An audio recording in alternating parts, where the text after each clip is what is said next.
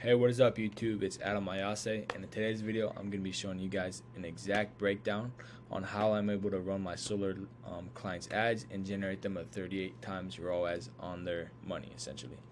So if we come into here this is just from today, April 11th, we were able to generate 13 leads for about $34 per lead with 454 bucks spent. So pretty average day.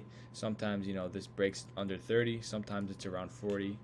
Anything above 40 and anything below 30 is pretty abnormal.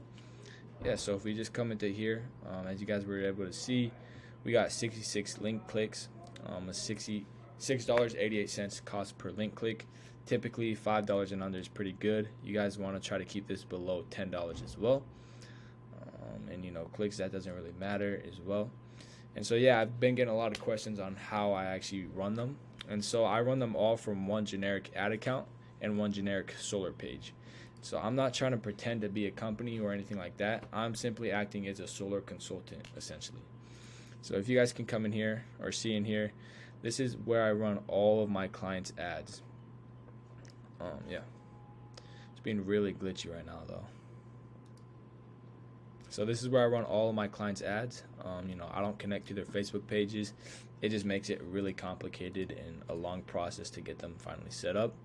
But if we come in here, I use one ad set. I don't use multiple, or I don't get really fancy. I use one ad set with my creatives. So if we come into here, you guys can see that I literally just have the city as well as the age, and that's it. I don't get super detailed into targeting. At least for solar, at least this doesn't really matter. Maybe if you were marketing for a different niche, maybe like med spas or something, you'd want to try something else out. But yeah, so keep the detailed targeting off, and I don't do any additional interest. And so for the placements as well, I use manual placements, and I only put my ads on Instagram and Facebook. I feel like everything else is kind of a waste of money, and people aren't going to be looking to click on ads and when they're reading an article or anything like that. And that's just my philosophy. You guys might have success with something else. But if we come into the ads, I use mainly images. And so the images don't have to be super fancy or have a lot of ad text. A simple image that catches somebody's eye, and solar at least works very well. So I'm going to be breaking down the ad copy as well. So you want to call out the pain. So tired of rising energy rates. A lot of people around the country are having to pay increased energy rates.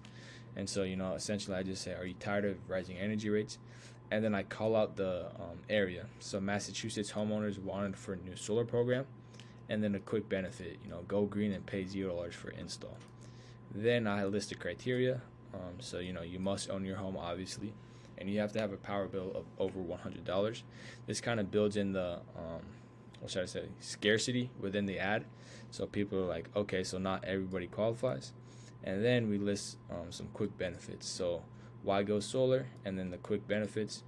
And then you want to end it with a good call to action. So click learn more to check if you qualify. This goes on the scarcity. It builds scarcity. It makes people incentivized to check if they do qualify essentially. And so I was able to break this down for you guys. So the call out, the pain, maybe in the same sentence, maybe below it. The solution, in my case I have the criteria, and then the solution and the benefits of the solution, as well as the call to action. So this is just a really simplified version of what my ad copy actually looks like. And then yeah, so essentially that's all my ad copy. The headline, building that scarcity again, saying check if you qualify, and then the description, something quick and short, go green and save money. And then when we come into our actual forms, we say, we call out the pain, the scarcity, as well as the benefit. So it kind of hit all three on this. So that might be something you guys want to include. Check if your home qualifies. This builds curiosity. This is another pain point. And then, go solar with zero. That's another benefit. And so these are the 4 questions I ask, just because these are the kind of screening questions you need to ask for solar. At least this could be different per niche. So just make sure these questions match your niche. So it says, are you the homeowner, your home type, average utility bill, as well as a provider. And then from there, the basic information, you guys want to be capturing their name, email, number, address, state, and city. And then if you guys are stuck on what to put right here, I just have verify your address for local incentives. Kind of build that more curiosity, Jesus. And then from there, the privacy policy, put in your link for there, slide to submit, and then thanks, your home qualifies. So then boom, they did all of that steps, and now their home qualifies. Now they're going to be wanting to hear more. And so, we'll be in contact shortly, letting them know somebody will be in touch. And so you guys might be wondering, like, what happens when a lead comes in? Because a lot of you guys don't even have an automation to actually get sent this information from the leads. And most of the times you guys are downloading the Facebook leads themselves. And so you guys want to be using GoHighLevel automations. So if we come into my GoHighLevel account for my sub account for the solar pages, I'm going to show you guys the automations. So I really use one automation, and I keep it pretty simple. I don't use 9 different automations if they say yes or no or whatever. I don't split it down or anything like that. I have one automation, and it's pretty simple. And so the first step in the automation is when a Facebook lead form is submitted. And so in my case, it's the Form 8 copy. I've had a lot of different forms. I've tested information. I've tested different things. But make sure this is your most up-to-date form. And then so this essentially asks, so whenever somebody does put their information in, it tells it to do everything in this order. So first, it moves somebody into the Opportunities tab. And so this way I'll be able to see how many leads come in total, as well as move them into this lead pipeline, so I know that they're just a raw lead. And then from there, I get sent an internal notification. Contact name just became a lead, and then boom, name, number, email, address. I get all that information on the form sent to me in a text automatically. So it's pretty dope. Then from there, email. The emails don't send for some reason, but then we have it so it's set to wait 0.1 minutes, so I think that's 6 seconds. And then boom, they're sent a text message, congratulations, it seems that you're qualified for the solar programs in your area. One of our representatives will reach out to you shortly to provide more information. You can reply to this number at my number or my agency number with any further questions, and then Adam at Green Energy Solutions is what my generic page is called.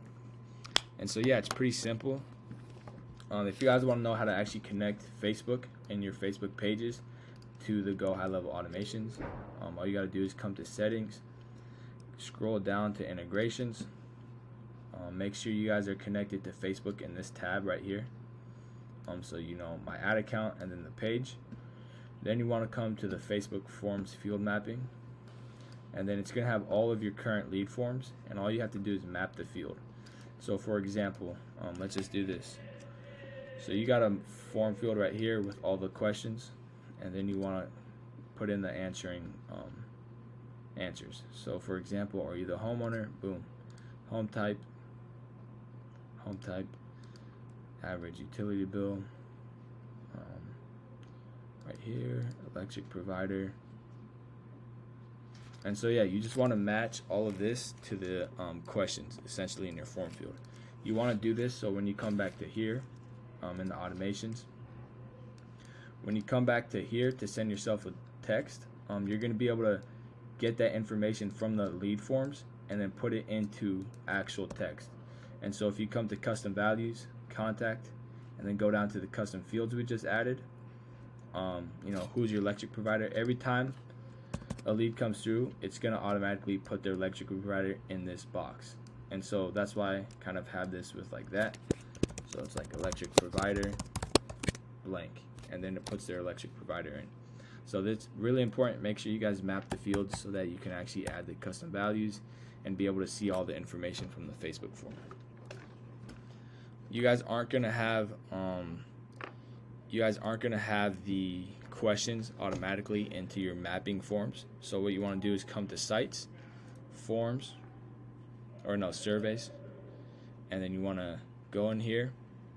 You can add a survey, and all this really matters for is adding the questions. So for example, If we come here, custom fields, you're going to want to add a custom field. You know, it can be a single line text input.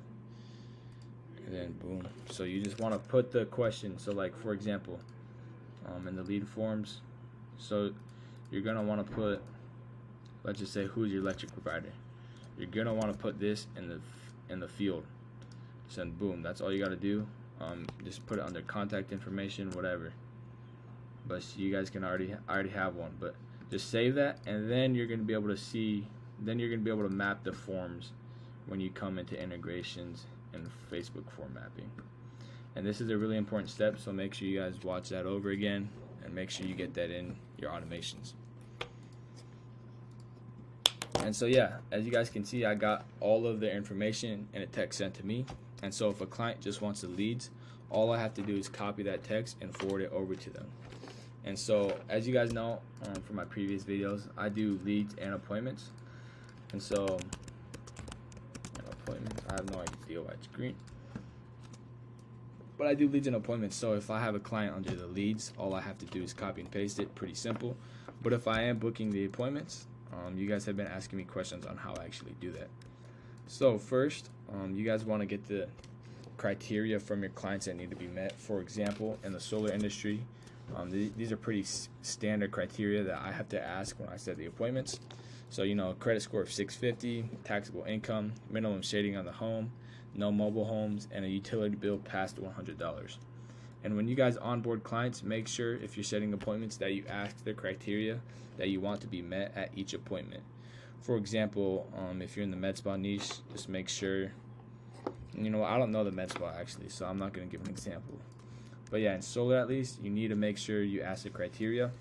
And what I do is I tell my clients, like, hey, if you go to an appointment and they don't match the criteria and they don't qualify based off the stuff you told me, I'll replace it for free. Because why am I about to charge people for appointments that don't qualify based on the criteria they gave us? It makes no sense. And so essentially how I approach a call is, you know, I'm like, hey, this is Adam from Green Energy Solutions. I'm just calling you back in regards to one of the forms you filled out with us. I'm essentially the lead inbound caller. I gotta ask you a few questions. Is that all right? And boom, they say yes. And then I ask them these questions. And then I'm like, okay, yeah, your home qualifies. What we do from here is we'll come prepared with solar designs as well as how much you can save with solar, and when's a good time to schedule an appointment. And then they tell me, and then from there I make sure it matches my client's calendar, and then we book the appointment. And then what I do is I send my clients a text, you know, with the time of the appointment. And then I just copy and paste all the info I got from my automations. And so it makes it pretty simple when you set up those automations because you're going to have all the data on your phone. So you're not going to have to go to GoHighLevel, you know, manually type the details from the lead. All you can do is copy and paste, tell them the time of the appointment, and boom, you're done. So that's essentially my whole, what am I trying to say? Media buying for my clients and how I actually run the ads, how I run my lead forms, how I run my automations, and how I set my appointments. I'm going to be linking a video to me actually setting the appointment live on the next coming slide, and then I'll talk to you guys in the outro. Yeah, I know South Carolina and North Carolina like a lot more covered. Yeah. Yep. Like $2,000 and all that covered more. Yep. So that's why it kind of took me a while to get back to you because, yeah, we really work with guys in North Carolina. So, you know, seeing that you're in Virginia, I had to ask a couple questions. But, yeah, they said they could work with you and get you set up with some of the coverage from the government. Okay. And so, yeah, are you currently the homeowner in the house? Oh, one of the homeowners, yes. One of them? Okay. And then what would you say your monthly utility bill is right now? Honestly, we're not at the resident online right now. It was $60 because we just purchased the home and last year, and it went up to $100 in 2 months. It went up to $100 and it went back to $60. I don't know what the hell that's going on. Oh, what the heck? Yeah, that's what I'm saying. When we get there, if it does that, imagine when we get there how much it's going to be. Yeah. So are you guys currently living in the home or? Yeah, it's our resident home. We just, we're still process of moving. Oh, okay. I see. Yeah, so how much shade would you say the roof gets over it during the day, or is it mostly covered by sunlight? Um, the roof gets no shade. We don't have no tree in the front yard. Okay. So I hope we get all sun. Okay, yeah, so that's The bad definitely thing good. about it is we don't want to go on the roof. Can y'all do it on the ground? Because that's a modular home. Yeah, we could do ground mount, I'm pretty sure. Yeah, it just need to be on the ground because on our modular home ages and the roof will start leaking when people start drilling holes in them. Okay, yeah, I think we could do a roof replacement as well, but yeah, a modular solar system works as well. We can plan it down. Yeah, and then since we don't really have any guys that service out in Virginia, this appointment like that we do set up would have to be virtual. Is that okay with you? We can. Appointment? Yep. If you want to book an appointment, we can get you a little more details. Yeah, you can do the appointment virtual. Yep. Can it be? You'll have one for tomorrow at. Let's see. He'd be at home. I'd say about 6 o'clock. He should be here. Okay. Yeah, that works for us. Yep. I know I'm home, but I'm trying to make it so he could be here too. Yep. That's usually better when we can have both of you guys there.